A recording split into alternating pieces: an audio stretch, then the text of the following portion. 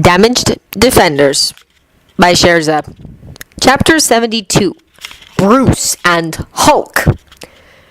Bruce was somewhat less than sanguine about what they were going to do. Yes, Hulk had been more controlled than in the past during the invasion. Yes, Bruce admitted there was wisdom in trying to make some sort of something, friendship, teamwork, something, with Hulk. He was still very nervous about the whole thing. The number of ways this could go wrong was terrifying. The Avengers plus Charles and Betty had been brought to a spot near the foot of some mountains north of the palace. They were about as far away from other people as it was really possible to get in Asgard at that point.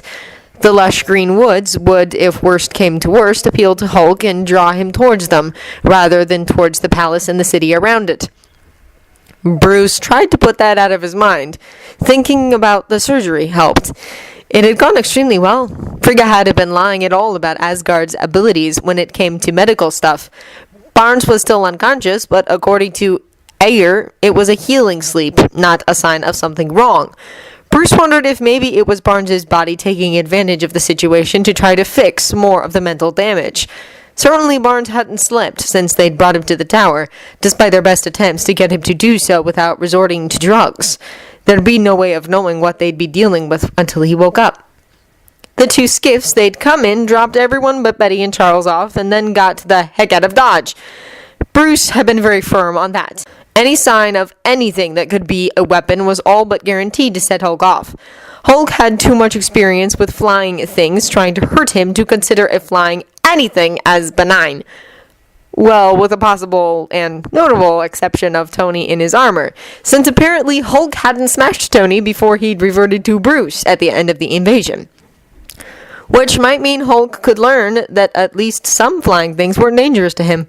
Still, now was not the time to test that. They'd stayed close enough to get Betty here in a hurry if Hulk started smashing indiscriminately, or if Hulk did well enough that an attempt at actual training could be made. One's gear in the crate holding everyone's gear was in one of the skiffs.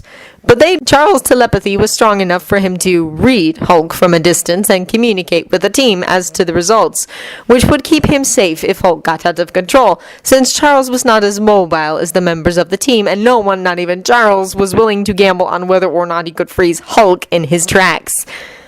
Bruce took a minute or two, and blessed the rest of the team for their patience, to calm down completely and, as he'd done prior to the invasion, attempt to keep certain things in mind to guide Hulk once he was out. "Well, here goes nothing," he said, then turned away from the group, took a deep breath, and let go. Hulk roared as he came out, swinging once instinctively to get anyone or anything too close away, while Hulk tried to figure out where the danger was. Hulk scowled in confusion when nothing immediately attacked him, and roared again. Hulk took a good look around. Big green things and dirt.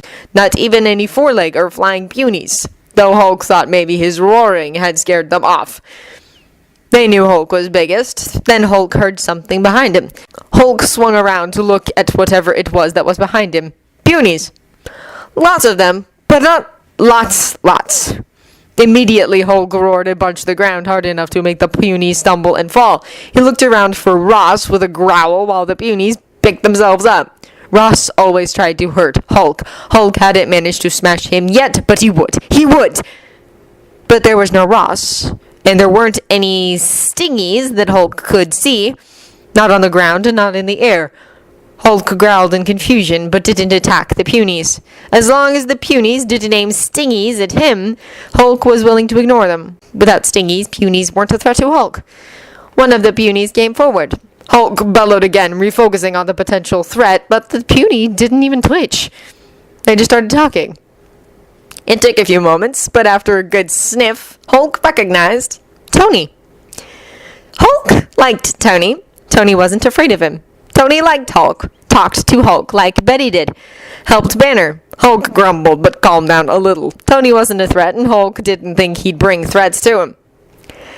"Hey, big guy. Nice to see you again. I brought some friends to meet you," Tony said. Hulk scowled in confusion. Friends? He didn't know that word. Tony spoke again. "Logan, front and center. Let me see if I can jog his memory a bit." One of the others came forward. Hulk frowned at him and cocked his head. There was something... Hulk sniffed, but that didn't help much. The punies smelled familiar, like four-leg punies in metal, but Hulk couldn't place it. He grumbled. "Remember the last time you fought, big guy?" Tony asked. "The really big thing you took down?" Hulk thumped to sit on the ground and fought to remember.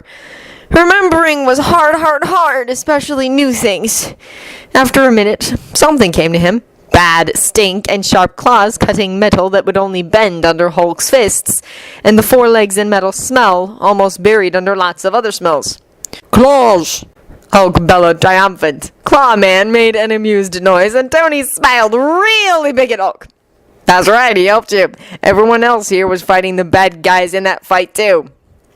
Hulk eyed the punies in front of him. All had been there. It had been a big fight, Hulk remembered that much. Bigger than any fight Hulk could remember. Lots of places for others to be that Hulk wouldn't see, and they might have looked different. Hulk remembered the red and gold Tony wore during the fight. "We all want to work together. With you," Tony said, "so we thought you would like to meet everyone." Hulk sniffed again and scowled. Some of them were scared. "Scared!" he bellowed, pointing at them. He ignored the "work together." Hulk didn't understand what that meant. "Maybe a little," Tony admitted. "But they don't know you yet. You're big and strong and can hurt them. But once they get to know you, they won't be scared." Hulk grumbled, but dimly. Hulk could remember even Betty being afraid of him at first. She hadn't been afraid long, Hulk didn't think, but she had been. Maybe these would be like that? It would be nice to have more Bettys. One of the others came forward, and Tony pointed to him. "This guy is the most important one, okay, big guy? He's the one that tells us what to smash. His name is Cap." Cap was one of the ones that wasn't scared. Hulk hunkered down a little to get a better smell of him. He smelled warm, safe, bright, and a little of metal. Then Hulk frowned a little. Cap also smelled sad. Hulk didn't like it when Betty smelled that way. "No sad," he demanded. Cap's eyes went wide and he smelled surprised. "How did you know that?" "I think he smelled it," came another voice. "He's been doing a lot of sniffing." Hulk turned to look at who was speaking. They looked like Cap a little, just punier. This one wasn't scared either. Hulk rumbled curiously. "My name's Clint," he said and stepped closer. "You probably won't see me much in fights. I like to be up high and shoot at bad guys rather than punch them." Hulk huffed a little, amused. Smart puny to stay away from smash. Hulk sniffed at him. He smelled of dust and small spaces. A little of stingies, too, but it was weak enough that Hulk knew he didn't have a stingy with him and hadn't touched one in a while. Clint didn't back away once Hulk sniffed him. He sat down near Hulk, which made Hulk blink. "Right, so let him get a good sniff of you when you're introduced," Tony said, then glanced up at Hulk. "Ready to meet the rest?" Hulk huffed impatiently, and Tony grinned up at him.